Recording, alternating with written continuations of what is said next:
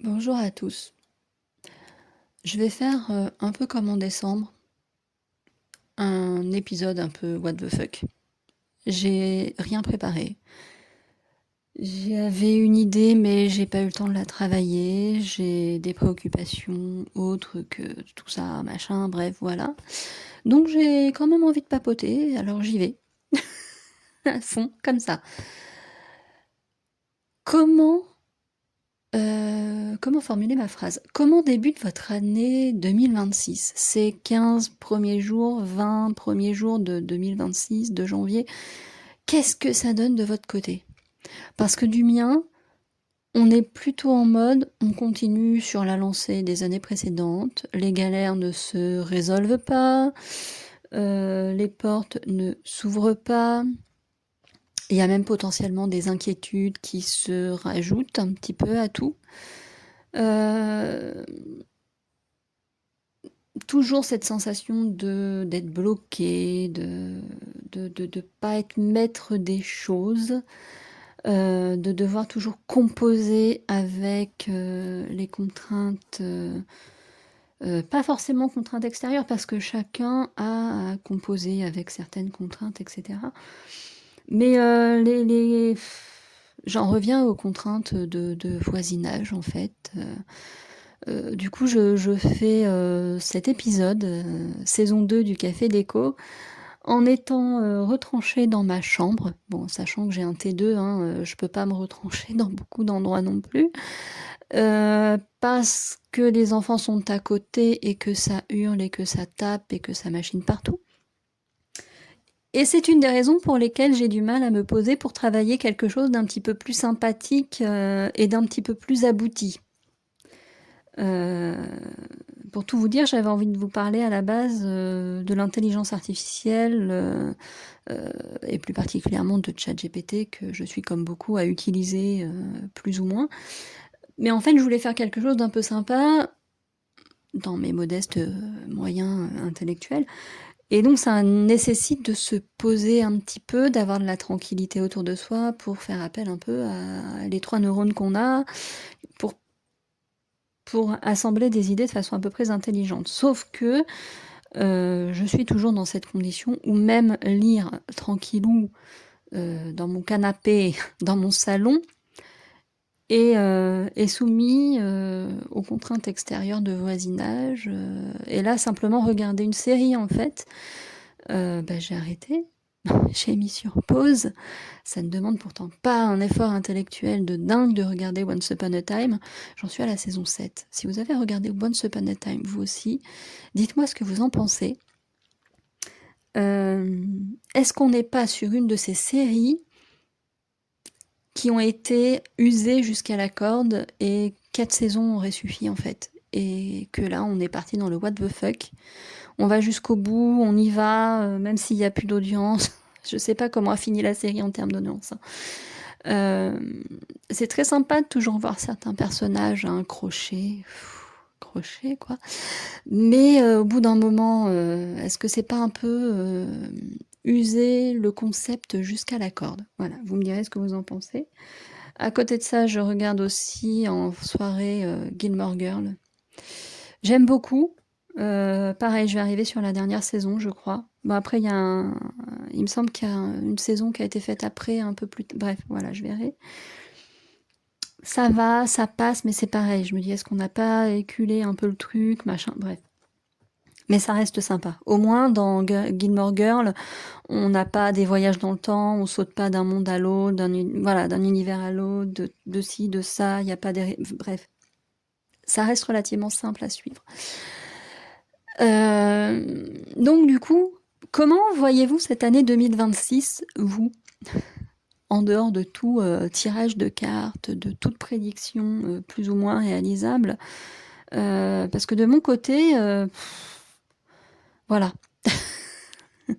À part ma dernière prise de sang qui ne montre rien d'alarmant, même qui ne montre rien du tout, à part des résultats normaux, bah, je vous avoue que le reste me paraît passablement merdique. Et que j'ai du mal à voir une issue, à voir des solutions. Euh, Et comme je l'expliquais à une amie, du coup, pour développer une chaîne YouTube, le contexte fait que c'est très compliqué. Parce que potentiellement, des fois, je voudrais vous faire un tirage de cartes plus le soir, histoire que vous n'ayez pas ma magnifique voix du matin en mode interprétation avec une voix de camionneur. Mais c'est pas évident. Pour un tirage de cartes, c'est pas évident. Donc pour un audio, je peux le faire. Je me retranche dans ma chambre. Porte fermée, l'avantage d'avoir un T2. Et ça camoufle à peu près les cris des enfants. Quand je vous dis cris des enfants, c'est qu'il y a des cris d'enfants que j'entends de chez moi quand je suis dans mon salon. Voilà. Je pourrais tenter de vous extraire un audio d'une vidéo que j'ai prise.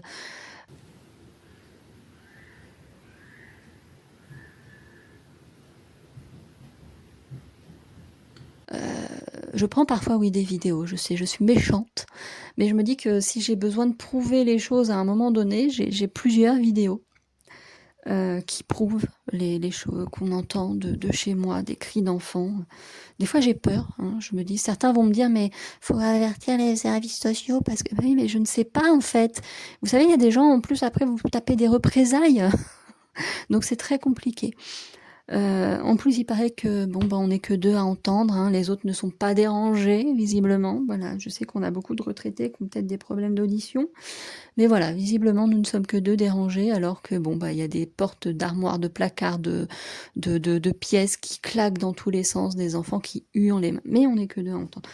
Et donc, je me sens très, très, très limitée dans mes projets, aussi bien personnels, avec la chaîne YouTube, avec mon envie de pouvoir lire dans l'après-midi, comme ça, quand je suis disponible et tout. Simplement de me reposer, en fait, hein, de se poser chez soi. Quand il n'était pas là, quand l'appartement à côté là, était vide en début d'après-midi, il n'y avait pas un bruit. Et je me suis dit, mais purée, que c'est agréable de simplement être chez soi et de pas avoir de bruit, en fait. Alors je sais, la société actuelle n'aime pas ça.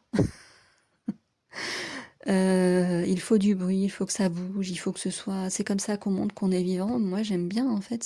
C'est reposant pour le système nerveux. Donc, c'est très limitant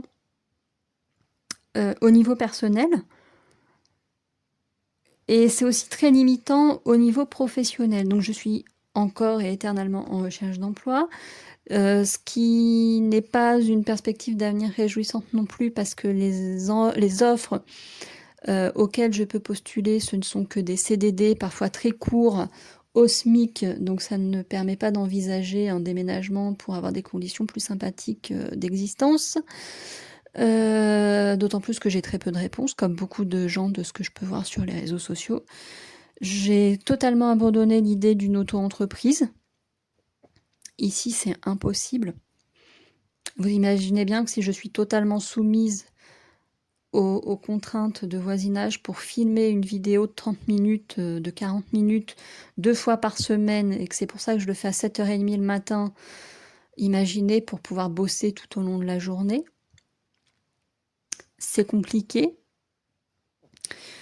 Au niveau relationnel, c'est pareil. Moi, je vois pas trop d'avancée dans ce domaine-là. Je sais pas comment faire des rencontres, même amicalement, hein, sur ma zone géographique. J'ai du mal à me sentir des affinités avec les gens, en fait, vraiment, énormément. C'est très compliqué. J'ai du mal de plus en plus à me dire que j'ai une place dans ce monde, en fait. Et 2026 me paraît aller dans la lignée de 2025, de 2024, de 2023, bref, des 45 dernières années. Voilà. Et vous, comment vous voyez cette année 2026 comme ça, au vu des premières semaines, des 2 premières semaines que nous avons eues là? Vous voyez les choses comment? J'ai même pas abordé le contexte national et le contexte international, parce que sinon, bref, voilà, on va pas aller plus loin, mais on se sent totalement perdu. Au niveau national, j'ai vu que notre Premier ministre avait dû faire appel au 49.3 pour faire passer le budget. Voilà. Je ne sais pas si l'info est véridique ou pas. À vérifier, je ne vais même plus lire les articles. Les titres me suffisent pour être déprimée, en fait. Je ne sais pas comment on va s'en sortir. Je suis angoissée par la pénurie d'œufs, par exemple. Mais arrêtez d'acheter les œufs, les gens. J'en ai besoin, enfin. On nous met dans un monde de peur constante. C'est très dur au niveau de l'anxiété, des nerfs, enfin, voyez-vous, d'être bien, de se sentir serein. Or, je pense que l'être humain a besoin de se sentir serein à un moment donné. Voilà. Bon, je suis encore en train de vous faire un audio en mode déprime, alors que je voulais parler de ChatGPT. J'avais même le titre. Bref, voilà. J'espère vous le faire quand même. Hein. J'espère trouver le temps de prendre une feuille. Le temps. Le temps et aussi l'aisance mentale. Je vais le dire comme ça.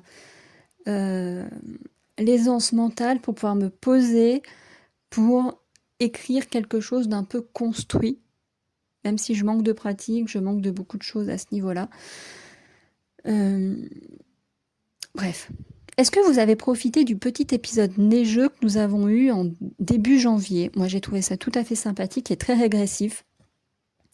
C'est le genre de petit plaisir que j'essaye de savourer, même si c'est très chiant, la neige, quand on doit rouler, quand il faut se déplacer. Par chance, j'avais pas besoin de prendre la voiture ou quoi que ce soit. Donc, le jour où on a eu de la neige, vraiment de la neige, j'ai laissé la voiture tranquille. J'ai mis mes chaussures de marche et j'ai allé. Ça y est, vous voyez quand je vous dis que je sais plus parler. Et je suis allée faire une balade, entendre la neige crisser sous mes pas. Et j'ai trouvé ça terriblement régressif. Et ça fait du bien. Et ce qui était plaisant, c'était de voir les enfants dans les lotissements autour faire des bonhommes de neige. J'étais assez chagrinée de ne pas voir d'enfants de mon bâtiment, de mon immeuble à moi, dans le parc qu'on a juste à côté pour faire de même, hein, pour faire des bonhommes de neige. Ça aurait été sympa, plutôt que de hurler dans les appartements. Oui, des enfants bien couverts peuvent sortir, même quand il fait froid, même quand il pleut. Ils peuvent. Ils peuvent. Mais non, c'est tellement mieux de les laisser dans les appartements et de les laisser tout défoncer. Bref, passons. Un jour, je vous promets, en tout cas moi aussi je l'espère, j'aurai d'autres sujets de discussion et d'inquiétude, voire même un jour je n'aurai plus de sujets d'inquiétude et je n'aurai que des sujets de réjouissance. Mais qu'est-ce que ce serait bien quand même? Qu'est-ce que ce serait bien? Voilà. Donc le premier audio que je vous fais de cette année 2026, c'est pour vous dire, j'avais un sujet de prévu, mais j'ai pas eu la liberté, entre guillemets, je le mets entre guillemets parce que la liberté, je suis libre de mes mouvements et tout, mais la liberté mentale, l'aisance mentale, le repos mental, la clarté mentale pour me poser et vous le préparer. Donc j'espère que ça se fera. Et pourquoi je vous fais un audio un peu en mode n'importe quoi, tout ça? Parce que même si la chaîne ne grandit pas, j'essaie de garder une régularité, ce qui est important pour l'algorithme de YouTube, qui est un petit coquin, qui aime la régularité, qui aime tout ça, voilà, bref. Et pareil, hein, pas que j'en espère un revenu ou quoi que ce soit, parce que c'est pas le cas du tout, mais on crée une chaîne, je fais des tirages, je vous fais des trucs comme ça, c'est aussi pour partager, c'est pour... voilà, j'ai été très contente, tiens, récemment. Petite chose positive, quand je suis allée sur mon compte YouTube Studio, de voir que j'avais un commentaire de l'illustratrice du tarot de Delphes. J'en suis ravie. Je maintiens que je kiffe ce tarot. Voilà. Son seul défaut, c'est la grandeur des cartes, mais c'est souvent un défaut des tarots. En général, ça va être le côté un peu rédhibitoire des tarots. Déjà qu'on a 78 cartes, quand on a des petites mains, si elles sont trop grandes, c'est une catastrophe à manier. Voilà.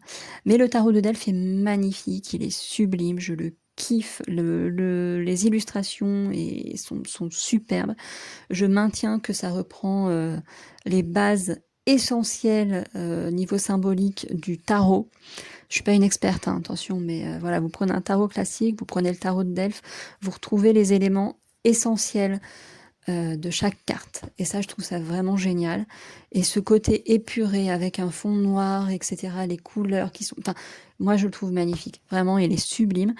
Et je maintiens aussi que le livret est très bien fait, qu'il constitue une très bonne base d'apprentissage du tarot. Je le trouve vraiment très très bien fait. Voilà, c'est un tarot que je kiffe vraiment terriblement. Je l'adore. Voilà, j'aime tous mes tarots, mais celui-ci une petite place, voilà, un petit peu dans mon cœur, un peu particulière. Je le trouve vraiment sympathique. Je n'oublie pas mon Crystal Vision et je n'oublie pas non plus mon tarot simplifié, pardon, que je trouve très bien aussi. Malgré ses petits défauts, je l'utilise très régulièrement, je le trouve très sympa, très girly. Voilà pour le côté plus positif. Découvrir de nouveaux tarots, c'est toujours génial. Bref, je vais arrêter de vous enquiquiner. Ça doit déjà faire 15 minutes à peu près que je parle. Pour ne rien dire, juste pour papoter.